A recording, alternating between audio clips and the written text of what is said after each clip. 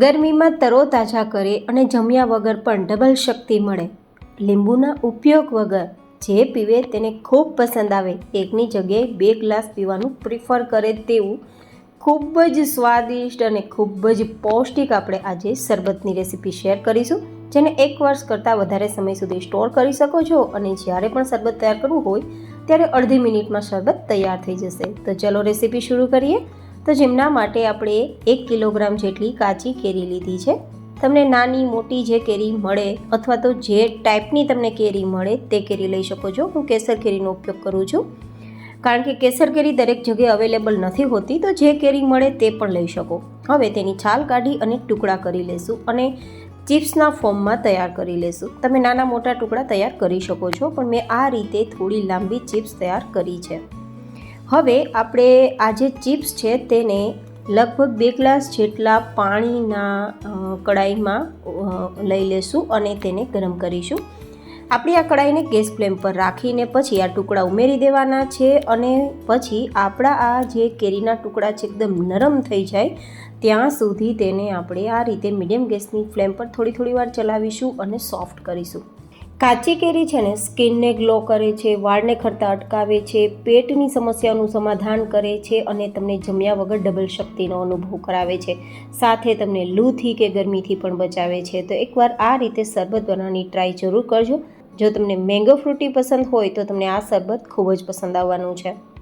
હવે થોડી જ વારમાં આપણા આ કેરીના ટુકડા એકદમ નરમ થઈ ગયા છે. આ રીતે એકવાર ચેક પણ કરી લેવાનું. ટુકડા નરમ થઈ જાય પછી તેને નીચે લઈ અને ગાળી લેવાનું છે. ગાળ્યા બાદ એકદમ નિતારી લીધા બાદ જે ટુકડા છે તેને બીજા એક કડાઈમાં લઈ લેશું અને પછી જે નિતારેલું પાણી છે તેને તમે ખાટા પાણી તરીકે લઈ શકો છો. જે જગ્યાએ અથાણામાં ઉમેરવું હોય અથવા તો તમે કોઈ પણ જગ્યાએ ખાટા પાણીનો ઉપયોગ કરતા હોય ત્યાં લઈ શકો છો, અથવા તો ખાટા પાણીને ઉપયોગમાં ના લેવું હોય તો તેમાં થોડી મિશ્રી પાવડર ઉમેરીને શરબતના રૂપમાં પણ તમે પી શકો છો. હવે આ જે કેરીના ટુકડા છે ને તેમાં આપણે 1 કિલોગ્રામ જેટલી મિશ્રી મિક્સ કરીશું અને આ રીતે બંને વસ્તુને એક ક્રશ કરીશું. અહીંયા જેટલી કેરી છે તેટલી જ મિશ્રી લેવાની છે. તમે ખાંડ લઈ શકો છો.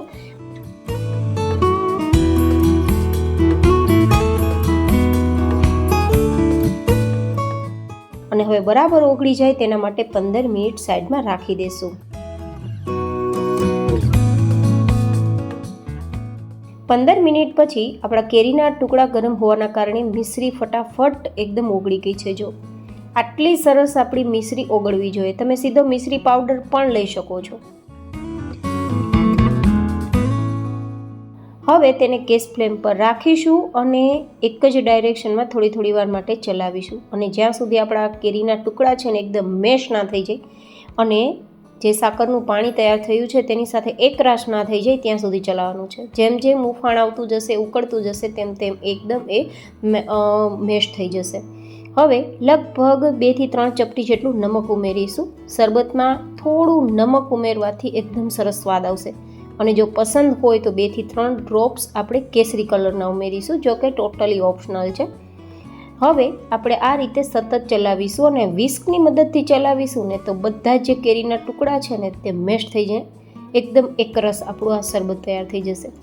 અને ક્યાં સુધી આપણે કૂક કરવાનું છે? જ્યાં સુધી આપણી આ સિરપ છે તેલ કે ઘી જેવી ચીકણી ના થઈ જાય. વધારે કૂક નથી કરવાની, તારવાળી ચાસણી તૈયાર નથી કરવાની.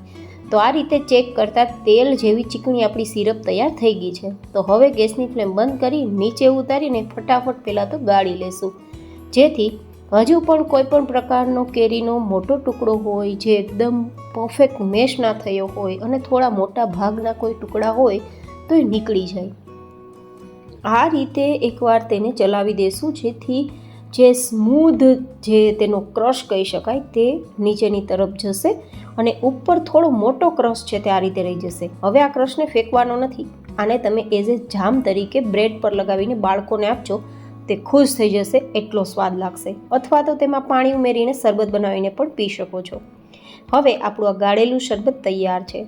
એરટાઇટ ગ્લાસ બોટલમાં તમે ભરી અને પછી 1 વર્ષ સુધી તેને સ્ટોર કરીને સાચવી શકો છો. જ્યારે શરબત તૈયાર કરવું હોય ત્યારે 1 મિનિટમાં તમે કેટલાય ગ્લાસ જેટલું શરબત તૈયાર કરી શકો છો. તો શરબત તૈયાર કરવાની રીત પણ બતાવી દઉં છું કે તમે આઈસ ક્યુબ ગ્લાસમાં લઈ અને જેટલું તમારે મીઠું શરબત જોઈએ છે તેટલી સિરપ ઉમેરવાની છે, 2 થી 3 ચમચી જેટલી સાદું પાણી એન્ડ ધેન મિક્સ. તો આપણું આ ઇન્સ્ટન્ટ તાજગી સભર શરબત તૈયાર છે. ગરમીથી ને લૂથી તો બચાવશે જ, પણ તમને અંદરથી તરોતાજા કરી દેશે. તો કેવી લાગી તમને મારી આજની આ રેસીપી? કોમેન્ટમાં જરૂર બતાવજો. ફરી મળીશું એક નવી જ એન્ડ હેલ્ધી રેસીપી સાથે. ત્યાં સુધી stay healthy and stay happy.